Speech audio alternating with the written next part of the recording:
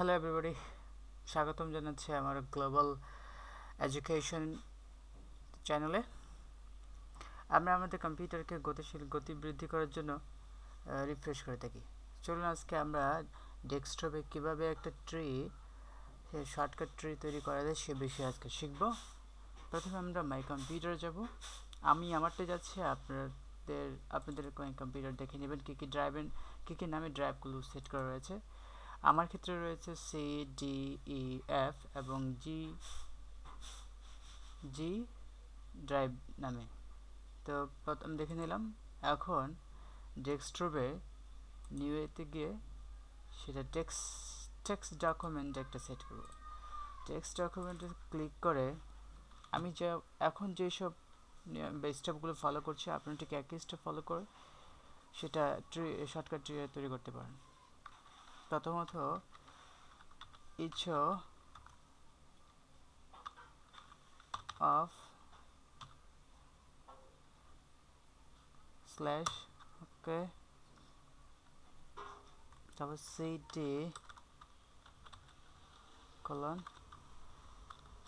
3, then c colon 3, d colon 3 colon e colon 3, f colon 3, g colon 3। হয়ে গেল কাজ। এখন যা করবো সেটা হলো সেভ এসে যাব। সেভ করব।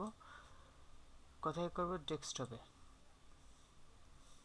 সেভ করে নিলাম। এখন চাচ্ছে অলরেডি আমি এটা ক্রিয়েট করেছিলাম, সেটা বলছে আমি কি সেটা রিপ্লেস করতে চাই কিনা। তো আমি রিপ্লেস করতে চাই, তাই ইয়েস দিলাম। তো এখন দেখুন ফাইলটা ক্রিয়েট হয়ে গেছে। এই ফাইলটা এখন এডিট করতে হবে।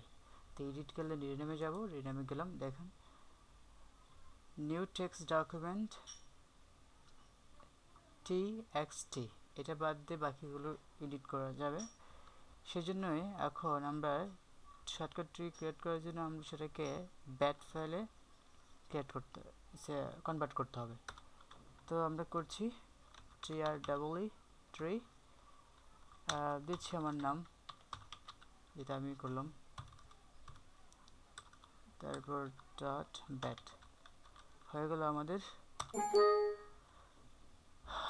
আমাদের শর্টকাট ট্রি। এখন দেখুন,